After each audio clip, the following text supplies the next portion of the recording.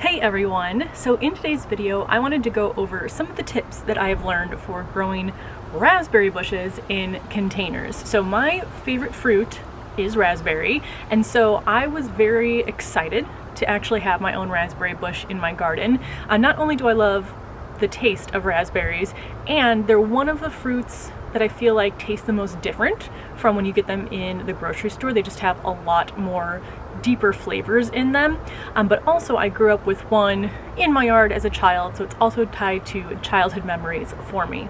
So I actually have 2 raspberry bushes currently growing in my garden. I will probably have 3 by this time next year, but we'll see. So the raspberry bush variety that I'm growing is the Red Heritage Raspberry, and I ordered this online from Stark Bros in 2020, and I didn't do any research in terms of like what variety I should grow. I just kind of picked the one that I think had the best reviews, and it turns out this is really great for containers, so I kind of lucked out on that front. Now this is what's called an everbearing raspberry, which means that it'll put out a smaller harvest around July, and then the largest harvest comes in the fall.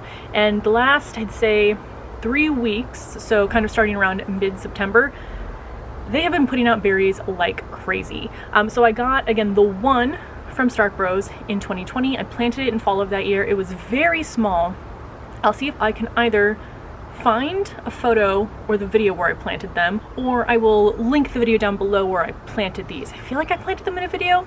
Either way, it was very tiny.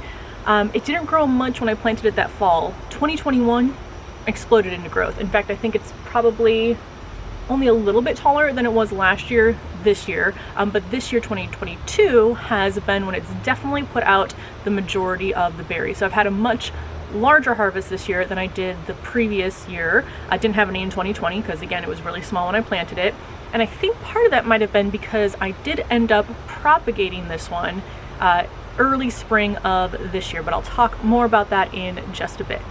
Now, these are what are called self-pollinating, so you don't need to have multiples in order for them to pollinate.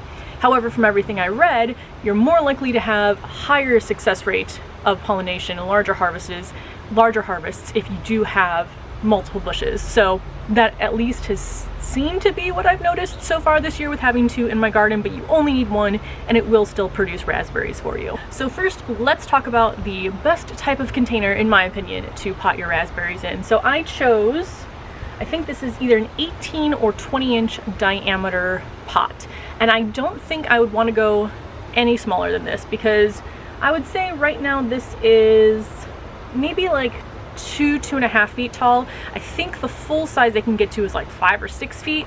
I don't expect that to happen in a container versus in the ground, because again, that is the mature height for when you're planting them in the ground.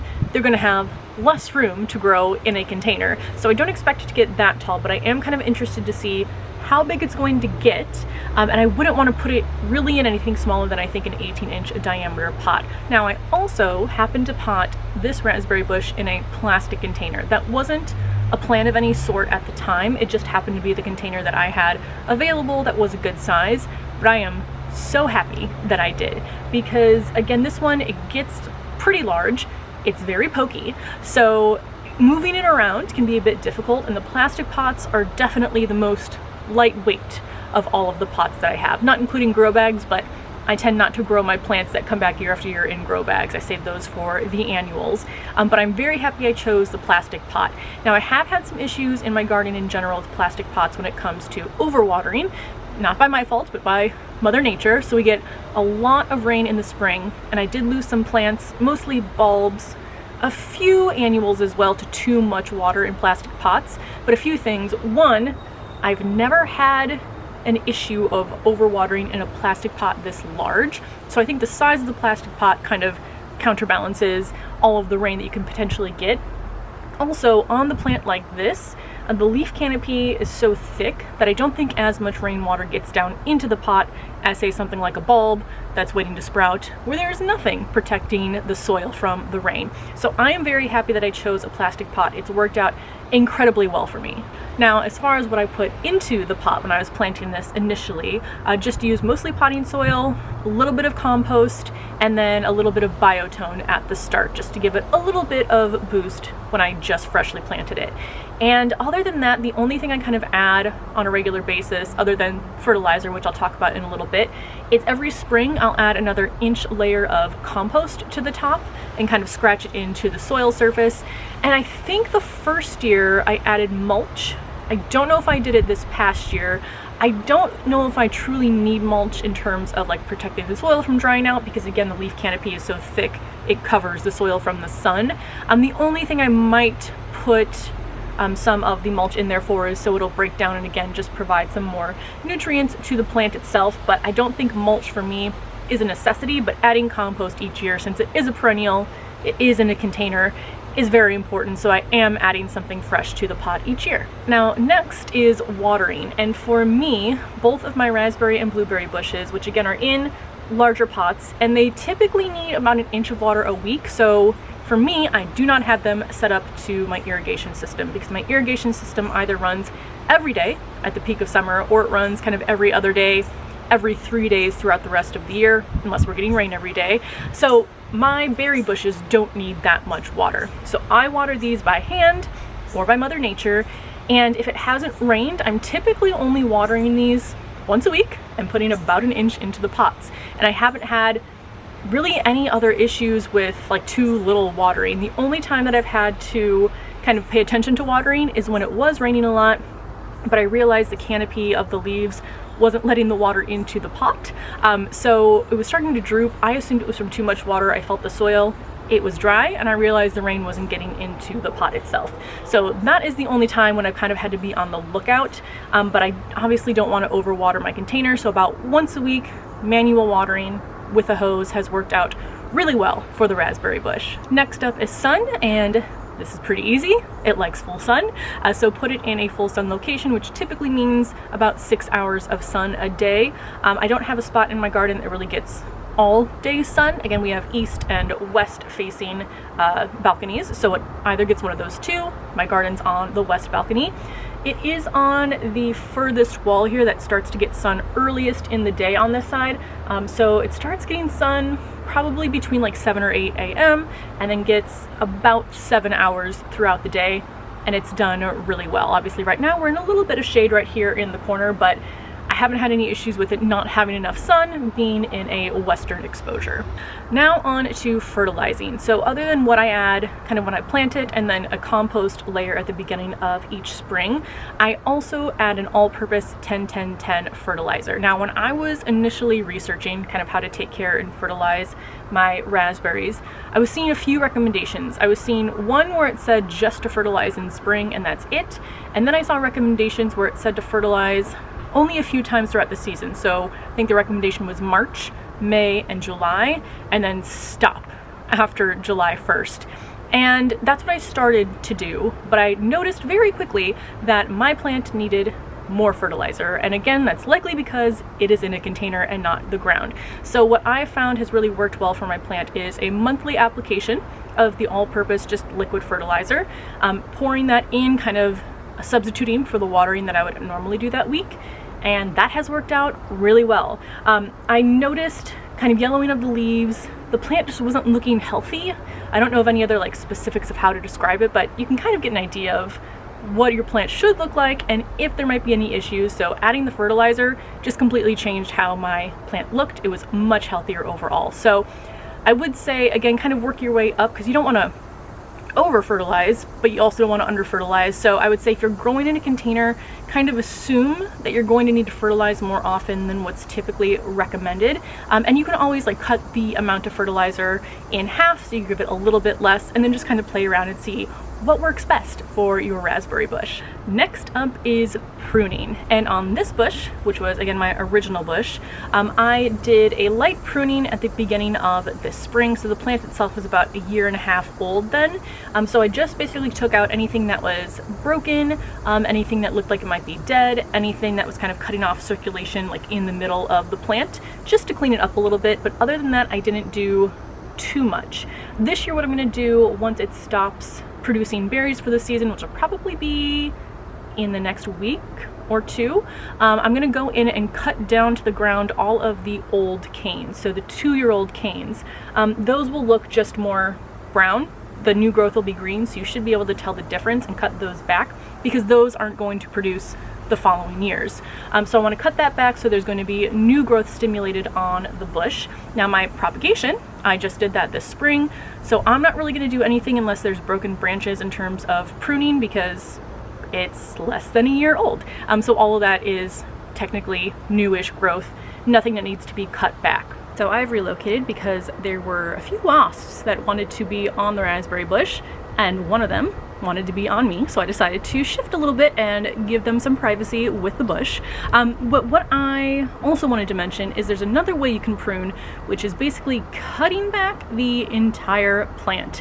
And what that'll do is that'll cause, instead of producing the smaller harvest in June, you'll basically, or July, you'll basically get one huge crop later in the fall. So if you want to do something like make jam and you want a lot of berries at once, you might want to try that. For me though, that's not what I do with my raspberries. I don't have probably enough bushes to really make it worth it. So I like to have the smaller harvest in July just because it makes me excited that they're coming in. And then I like to have the slightly larger harvest again in the fall. So I don't know, I think the only time I would ever cut one all the way back is one, when I have more, and two, if I just want to test and kind of see how I like it to do it. But for now, I'm just going to prune the older canes off, any sort of cleanup, and it's also good habit to prune when it's dry outside because you don't want any sort of issues with the plant if you're pruning in wet weather, like fungal issues that may arise. So always trying to aim for dry weather, and also dry weather like in the next couple days as well. For us, we don't get really a ton of moisture in fall, so that's not as much of an issue compared to any spring pruning that I do on my raspberry bushes.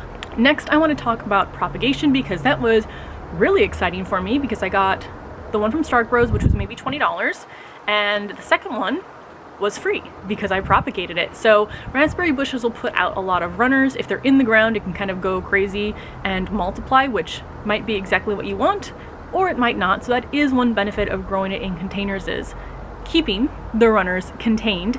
So for me, what I did earlier this spring, and I know I have a video on that, so I'll link that down below, is just kind of what you would do in the ground. I dug up one of the runners and I planted it in a second pot, and I'll take you over and show you that one as well, because what I remember, well, I do remember in 2021 how quickly it grew, the original raspberry bush, but I don't remember it putting out that much fruit that year. Whereas this propagation, you know, I dug it up in the spring, planted it, and I have almost as many raspberries on the propagation this fall as I have on my original one. So I just was not expecting that. They are on separate decks right now because I'm kind of running out of room over here, especially for something like a raspberry bush that can take up quite a bit of space, but they were next to each other on the same deck for most of the spring and summer, so I think that did help a little bit with the pollination, again, even though they are self-pollinating. I think my plan for next year is going to be to move this one on this deck over to the back deck as well, but we'll kind of see how that unfolds from now until next garden season. And I'll also show you if there are some runners in this pot here, kind of what I dug up. But again, I'll link the video below of exactly how I did it this spring. The last thing I think that I want to talk about is lifespan. So typically for these raspberry bushes, they have like an 8 to 10 year lifespan, but again, that's in the ground. So I'm going to assume that they aren't going to live as long in a container. Oh, and I lied, because the last thing is actually going to be overwintering. And this is going to be pretty short and sweet because I did nothing. I left the pots where they are. I didn't even move, well, this is the only one I've overwintered, but it's overwintered now twice. Didn't do anything. I didn't move the pot closer to the house. Now we do have the wall around the balcony, which I think does provide some insulation. The bush is in a larger container compared to some of my other smaller ones. So I didn't do anything and it's come back perfectly fine. If you want to be safe though, and I think I am going to be a little bit safer and move it closer to the house and maybe surround it with some other pots for this year, just in case, but nothing. I've done absolutely nothing and it's come back in 2 years. Now I will feel bad saying that. If you do nothing and it dies, but it's done pretty well. Again, I didn't have any issues with the overwatering this spring. I didn't do anything really special. They're pretty easy to maintain, at least from my experience so far. So I've really enjoyed growing raspberries in my garden. So now I want to take a look, assuming the wasps aren't going to be all up in my business, take a look at the original raspberry, which is over here, see if there's any examples of runners, just so I can show you what that looks like. Then we will go over to the back deck and I will show you the propagated one, just to show you how it looks when you just propagate one in the spring. Okay, so let's see if I can find a good example of a runner. And I should be wearing my gloves that make it harder to get poked by the raspberry bush, but I am not. Actually, I do see one, hang on. So you see that cane right there.